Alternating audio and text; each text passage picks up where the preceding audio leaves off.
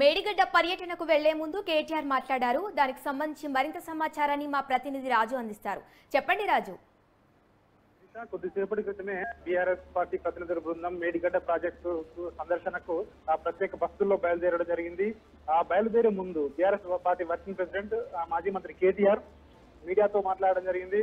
ముఖ్యంగా ప్రభుత్వం బాధ్యతను మరిచి ప్రవర్తిస్తుందని చెప్పేసి కూడా ఆ కాంగ్రెస్ ప్రభుత్వంపై ఆయన పలు ఆరోపణలు కూడా చేయడం జరిగింది. వాస్తవాలు చెప్పడానికి ఈ చలో మేడిగడ్డ పర్యటనను ప్రస్తుతం చేపట్టామని చెప్పేసి కూడా ఆయన చెప్తా ఉన్నారు.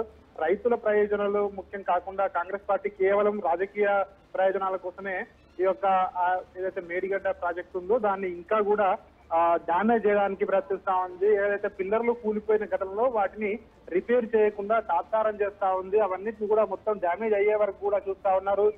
తద్వారా రాజకీయ లబ్ధి పొందాలని చెప్పి చూస్తా ఉన్నారు అని చెప్పి ఆయన పలు ఆరోపణలు అయితే చేయడం జరిగింది. ప్రస్తుతం రిపేర్ చేయడానికి వచ్చిన ఇబ్బంది ఏంటి, ప్రభుత్వానికి ఉన్నటువంటి ఇబ్బందులు ఏంటి అని చెప్పేసి కూడా ఆయన ప్రభుత్వాన్ని ప్రశ్నిస్తా ఉన్నారు. రిపేర్ చేయకుండా ఉంటే వర్షాకాలంలో వరదలు వస్తే బ్యారేజ్ మొత్తం కొట్టుకుపోవాలని చెప్పేసి కూడా కాంగ్రెస్ పార్టీ నేతలు చూస్తా ఉన్నారు. ముఖ్యంగా ప్రభుత్వ పెద్దలు చూస్తా ఉన్నారు అని చెప్పేసి ఆయన కొన్ని కీలకమైన వ్యాఖ్యలు చేయడం జరిగింది. అదే విధంగా ఇప్పటికే దాదాపు వర్షాకాలం వచ్చిన తర్వాత అత్యధికంగా ఉధృతంగా ప్రవహించే నది గోదావరి నది కాబట్టి గోదావరి నదిపై ఉన్నటువంటి ఈ యొక్క డ్యామ్ ఏదైతే ఉందో అది ఎక్కువగా నష్టపోయే ప్రమాదం ఉంది. ఇప్పుడే అంటే దీన్ని హుటాహుటిన అంటే ప్రభుత్వము ఒక కాపర్ డ్యామ్ నిర్మించి తొందరగా దాని రిపేర్ ను కూడా పూర్తి చేపట్టాలని చెప్పేసి కూడా ఆయన ప్రభుత్వాన్ని అయితే డిమాండ్ చేశారు.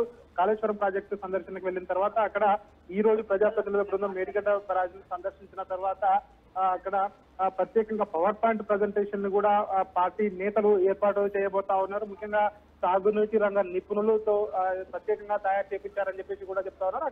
అక్కడికి వెళ్ళిన తర్వాత మాజీ ఏదైతే ఇరిగేషన్ శాఖ మాజీ మంత్రులు ఉన్నారో హరీష్ రావు కావచ్చు, కడియం శ్రీహరి కావచ్చు, అదేవిధంగా పొన్నాల లక్ష్మయ్య కావచ్చు, వాళ్ళు పవర్ పాయింట్ ప్రజెంటేషన్ ఇస్తారు అని చెప్పేసి కూడా కేటీఆర్ అయితే చెప్పడం జరిగింది. మొత్తానికైతే ప్రభుత్వం అలసత్యం వహిస్తా ఉంది. ఈ విషయంలో తొందరగా చర్యలు తీసుకోవాలని చెప్పేసి కూడా కేటీఆర్ అయితే డిమాండ్ చేస్తా ఉన్నారు. శిరీష.